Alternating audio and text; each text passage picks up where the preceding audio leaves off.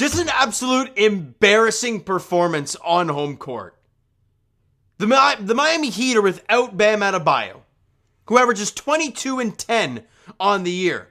They're without Tyler Hero, who averages just under 23 a game. 23, 4, and 5 to be exact. He's been fantastic this year. He doesn't play. Haywood Highsmith, a guy off the bench who they rely on, I believe, most of the time. He's played 15 games, actually started 14 of them. He doesn't play either. And the Raptors lose by 9. And it was just an embarrassing effort, in my opinion, from a guy like Dennis Schroeder. Look, when we signed Dennis, how much did we all think that he would be an unselfish guard? He's a veteran guy. He knows his role on this team. Well, where was that tonight? He takes the most shots out of anybody. In, what is it, 30... Oh, no, I'm on the Miami Heat.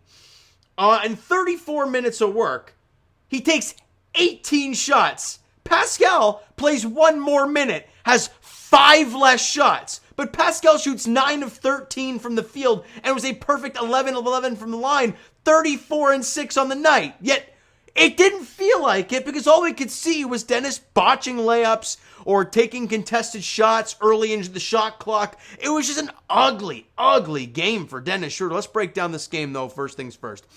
A horrific start to the game. They were down 15 early on. Ugly start. But the Raptors crawl back in it, and they end the first quarter pretty strong, and they're only down by 5 at the end of 1. And in the second quarter, they keep that momentum going. They win that quarter by 7. They're up by 2 going into halftime. You're not in bad shape. But coming out of the break, the Raptors do not make a shot for 6 minutes.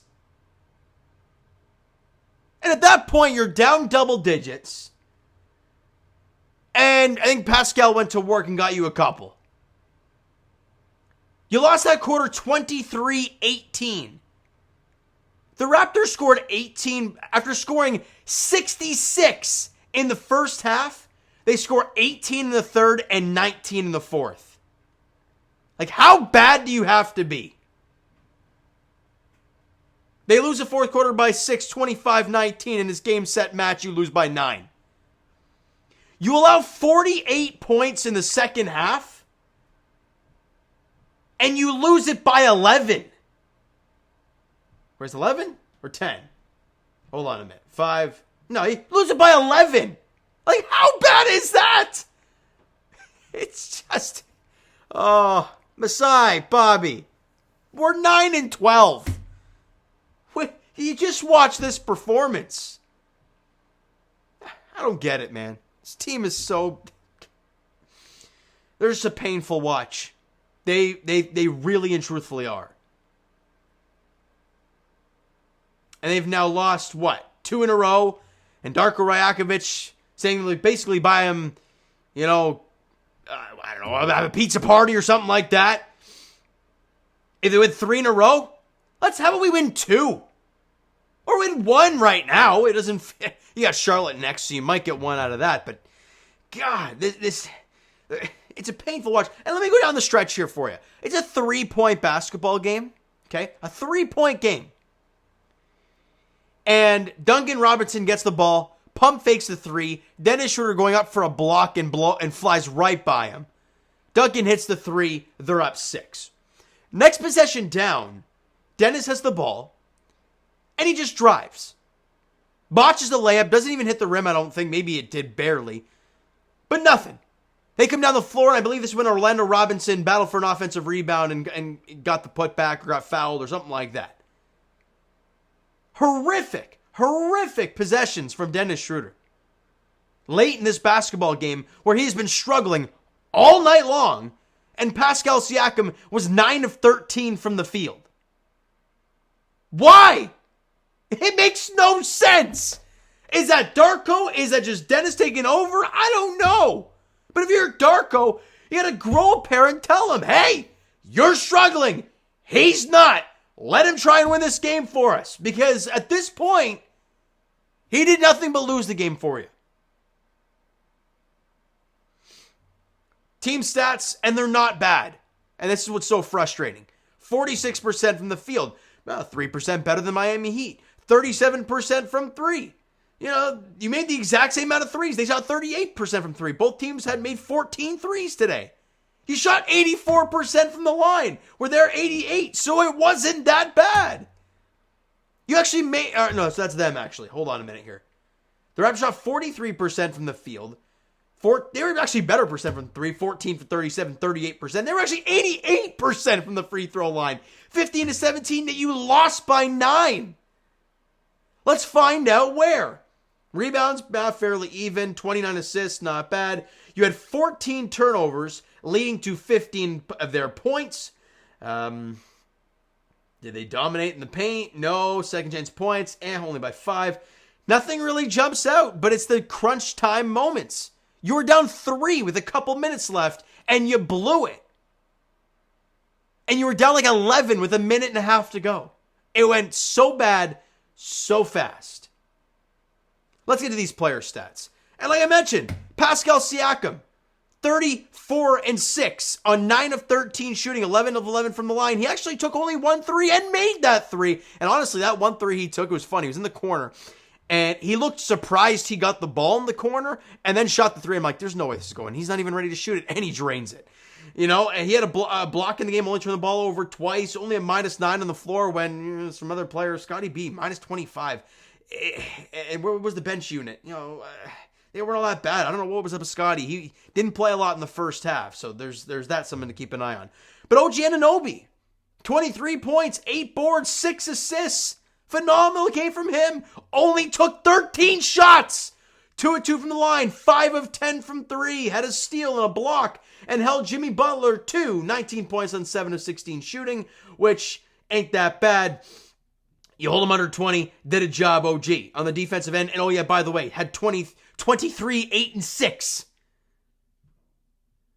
Jakob Poeltl, only 2 points, only took 2 shots, and missed both free throws, had 6 boards and an assist. I think he had like 4 blocks, though, didn't he? Had 4 blocks in the game, but was a -12 on the floor. Orlando Robinson and Jaime Jaquez were just dealing tonight.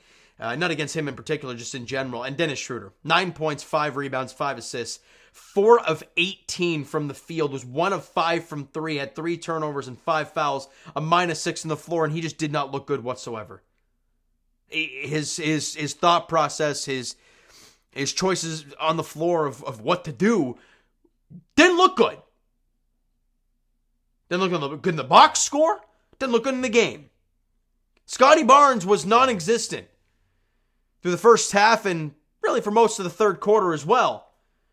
He had a double-double, sure, 12 points, 11 rebounds, 5 assists. That's not a terrible stat line, but God, a lot of that's in the fourth quarter. 5 of 17 from the field, was 2 of 7 from 3. I love that he's still chucking the 3 with confidence. I'm still fine with that. Had a block in the game, 3 turnovers, only got 2 fouls in the game, so that wasn't the reason he was off the floor, but a -25. A team low. The next guy, the lowest, was Yak, a -12. So that was, and we've seen a few of those games recently from Scotty B, those -20+ games. I don't know if that's him in particular or what, but it wasn't pretty. And Gary Trent gave you that punch off the bench. 15 points, couple boards, couple assists, 5 of 11 from the field, 3 of 7 from 3, 2 of 2 from the free throw line. He caught hot. I think it was late in the third quarter. Was a +7 on the floor. Otto Porter played 14 minutes. Was a +14. Took 2 shots, missed both threes. But who cares? With +14, he was sound defensively. Precious. The stat line suggests it wasn't horrible. 9, 3, and 2 on 4 of 7 shooting. 1 of 3 from 3. Had a block in the game. Was only a -4. But God, watching him run up the floor and carry and double dribble and it's a painful look when he starts chugging down the floor with the ball. But look, overall, ugly. I mean, you look at the stat lines of OG and Pascal, you're like, oh, pretty good. Yeah, that's about it. That's all, folks. And yet they took 13 shots each, and Scotty love him, 17 shots, and Dennis 18. Makes 0 sense to me. 0, 0, 0, as Sam Mitchell would say. On to the next one, because guess what? You got the Charlotte Hornets yet next. Yeah, hey, whoopee, on Friday night as they're in Charlotte at 7 o'clock. I don't know. You're 9-12. We know this team's mid. The trade deadline can't come soon enough, but for the love of God, let's not stay packed and let these guys walk in free agency like they did Fred. If you're going to trade them, do it. If you're going to re-sign them, just do it already. Rip the Band-Aid off. Like, for God's sakes. Letting us sit here in Midland the last year and a half almost. It's not fun, man. It ain't fun at all. So you know what, guys? That's going to do it for this one. If you enjoyed the video and not the game, because if you did, you're probably a Heat fan. Hit the like button. I do appreciate it. Hit the subscribe button. You guys not already. Comment down below your thoughts on the video, thoughts on the game. What you like, what you not like from today's game. For the Toronto Raptors, you must have loved OG and Pascal in fourth quarter Scotty, but that's it. That's it. Comment down below everything. Twitter, Discord, Instagram, TikTok, all that stuff is down below. To follow up there if you've not done so already. And I will talk to you guys, Jay's edition, hopefully Shohei Ohtani edition, whenever that happens, if it does. Leafs edition, tomorrow? Hold on a minute here. Yeah, they play tomorrow in Ottawa, right? 7 o'clock there in Ottawa? Yep, 7 o'clock in Ottawa. Joseph Woll confirmed in the cage for the Leafs. And Korpisalo probably going to be in net for the Sens. And as for the Raptors, like we talked about, they're back in action on Friday as they're in Charlotte taking the Hornets at 7 o'clock. We'll see how it goes. Thank you guys so much for listening and watching. I hope you enjoyed the video and, of course, not this game today. We'll talk to you guys then.